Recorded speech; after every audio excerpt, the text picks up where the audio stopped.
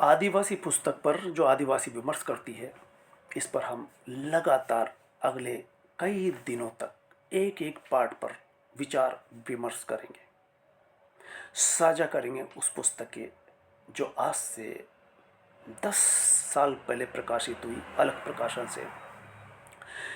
इस वर्ष जब 151वीं जयंती बिरसा मुंडा की मनाई जा रही है, तब इस पुस्तक का कहना सच साबित होता है। जब ये पुस्तक लिखी जा रही थी तो कुछ लेख लिखे थे, आदिवासी दस्तक देता विमर्श, अलग प्रकाशन जो अनामधारी प्रकाशक पहली बार आया और 4 पुस्तकें लेकर के आया। उस 4 में से एक पुस्तक दस्तक देता विमर्श थी। उस पुस्तक में जो लिखा था, पहला ही चैप्टर, पहला लेख जो कई पत्रिकाओं में प्रकाशित हुआ था, आदिवासी दस्तक देता विमर्श। दलित विमर्श की जब गूंज थी, स्त्री विमर्श पहले चल चुका था। हंस जैसी पत्रिकाओं में दलित लेखन पर, कहानीकार, कवियों, कवित्रियों पर, उपन्यासकारों पर चर्चाएं होती थी। पुरुष को कटघरे में कड़ करती हुई स्त्रियां लेखन कर रही थी। उसी दौरान दलित विमर्श आता है और हंस पत्रिका में फिर उसकी गूंज उठती है। उसी दौरान जब दलित विमर्श चल रहा होता है, तब आदिवासी विमर्श दूर दूर तक भी जिसकी आवाज़ नहीं थी, तब ऐसे लेख लिखे गए थे। अरावली उद्घोष उदयपुर से निकल रही थी। ऐसे में खास करके जब बिरसा की 151वीं जयंती मनाई जा रही है, तब हम इस पुस्तक की सार्थकता समझ सकते हैं। और इस पुस्तक को मुझे लगता है अलग प्रकाशन से पुनः प्रकाशित या किसी भी प्रकाशक से पुनः प्रकाशन की जा सकती है। इसके लेख क्या है, मैं उन्हीं के बारे में बताना चाहूँगा। खास करके बिरसा मुंडा की जयंती मनाते हुए बड़े बड़े विज्ञापन छपते हैं, और बड़े बड़े विज्ञापनों में क्या लिखा होता है, भगवान बिरसा मुंडा। और कई लोग भगवान बिरसा मुंडा कह करके, ठीक बुद्ध को भी भगवान बिरसा कहा गया था, भगवान बुद्ध को भी कहा गया, बिरसा को भी भगवान कहा गया। इसके पीछे की क्या राजनीति, ये भी खोल करके हमने बताई पिछले वीडियो में, आगे भी विमर्श में होता रहेगा। ऐसे में 2013-14 में अलग प्रकाशन से आई पुस्तक में ऑडियो वीडियो में आप देख सकेंगे कुछ पाठों का सार, कुछ खास बातें। इस पुस्तक के कुल 114 पेज है और 20 पाठ है। वो 20 पाठ निम्न प्रकार है, जिसको मैं आपके सामने पेश किए देता हूँ। हो सकता है आप इससे अंदाज़ा लगा सकते हैं कि पुस्तक में क्या है। अभूमिका के बतौर ये पुस्तक क्यों, फिर दस्तक देता विमर्श, पहला ही पाठ, हास्य का साहित्य और उसकी पत्रकारिता। खास करके पत्रकारिता जब गोदी मीडिया में तब्दील हो गई है, ऐसे में दलित और आदिवासी की पत्रकारिता किस तरह थी, इसकी पड़ताल की जाती है।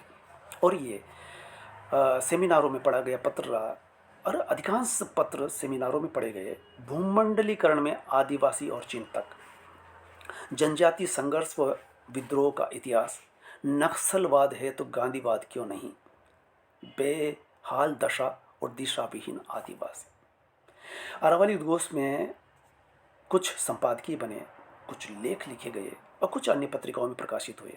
गांधी और आदिवासी आंदोलन, हिंसाग्रस्त आदिवासी और उसका भविष्य, नक्सली आदिवासी अंतर संबंध, एक वैचारिक संकट, पूर्वोत्तर का आदिवासी कथा साहित्य, यानी पूर्वोत्तर में काफ़ी आदिवासी लेखक, कथाकारों ने, कहानीकारों ने कहानियाँ लिखी, उसकी पूरी पड़ताल।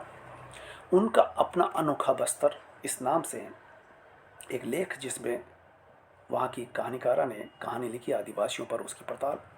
अंतहीन राहत यात्रा में आदिवासी, कितना बचा है पहाड़ी जीवन, उपन्यासों की पड़ताल करता हुआ। ग्लोबलीकरण में आदिवासी कहाँ है, गोलबल गांव के देवता करके एक उपन्यास रणेंद्र का बिहार से निकला और आदिवासी जनजीवन पर काफ़ी चर्चित हुआ। इस पर मेरे अलग से वीडियो भी है, लेख भी रहे, वो यहाँ नजर आएगा। आदिवासी आकाश में जरते बुझते तारे, ये भी एक उपन्यास की पड़ताल करता हुआ। दिकों से मुक्ति का समरशेष है विनोद कुमार का उपन्यास। दलित परिदृश्य में आदिवासी विमर्श, दलित विमर्श की दरारें, आत्ममुग्ध दलित चिंतक, दंश सत्ता में समय समय पर कुछ लेख प्रकाशित हुए। जब दलित विमर्श की गूंज चल रही थी, दलित विमर्श पर काफ़ी चर्चाएं हो रही थी, तब जनसत्ता में उस दौर में 3 लेख आए। दलित परिदृश्य में आदिवासी विमर्श क्या स्थान रखता है। और शिमला में एक सेमिनार में मैंने ये पक्ष भी रखा था, दलित विमर्श की दरारें। इसमें आदिवासी झांकते हुए नजर आएंगे। आत्ममुग्ध दलित चिंतक जो आजू बाजू नहीं देख रहे, इसलिए लिखा गया। शिवराज सिंह बेचन का नाम इसमें आता है। शिवराज सिंह बेचन अभी भी मौजूद है और दिल्ली विश्वविद्यालय के professor, head of the department Hindi विभाग है। और वो एक सेमिनार में मेरे यहाँ पधारे भी थे। इस तरह से हम कह सकते हैं कि आप समय समय पर इन पाठों को आप देखेंगे। मुझे लगता है इनसे क्या होगा, जो पुस्तक इन तक नहीं पहुंच सकी या पुस्तक तक नहीं पहुंच सके, उन तक ये वीडियो इस मैसेज का काम करेगा कि आपके लिए, अगर आप शोध कर रहे हैं या आप जिज्ञासु है या आप जिज्ञासु पाठक है और इनको पढ़ना चाहते हैं, तो पुस्तक का विकल्प तो नहीं हो सकता, लेकिन ये एक सूचना के बतौर ये वीडियो और आने वाले वीडियो से आप जुड़े रहेंगे। आदिवासी दस्तक नाम से आप समय समय पर जो जो मुझे समय मिलेगा एक एक करके मैं आपके सामने उन पाठों को रखूँगा और बीच बीच में आपके सामने आऊँगा। इससे पहले मैं गुजारिश करना चाहूँगा कि इस वीडियो को सुनने के बाद आप अपनी राय कमेंट बॉक्स में इसलिए लिखें कि उस कमेंट बॉक्स से हम चर्चा विमर्श कर सकेंगे। दलित विमर्श हुआ, इससे पहले स्त्री विमर्श हुआ, अब आदिवासी विमर्श चल रहा है। इसी बीच व्रत विमर्श भी, और व्रत विमर्श को लेकर के भी हमने बात बीच बीच में की थी। लेकिन इस समय जब बिरसा मुंडा की जयंती मनाई जा रही, आप ताज्जुब करोगे कि YouTube पर हजारों लाखों वीडियो इस कदर रोज डाले जाते हैं जिनका कोई मकसद नहीं, सिर्फ ये बताने के लिए YouTube पर आप व्यूअर्स कैसे बढ़ाएं, YouTube पर आप सब्सक्राइबर कैसे बढ़ाएं, और वो कुछ भी नहीं, 10 मिनट आपका ज़ाया करते हैं। और उस पर भी हज़ारों लाखों यूट्यूबर जो सोचते हैं कि 1000 सब्सक्राइबर होते ही हमें आय होने लगेगी, इस तरह से बहकावे भ्रम में जीने वाले। शायद इसके पीछे भी मोदी का वो कंटेंट था।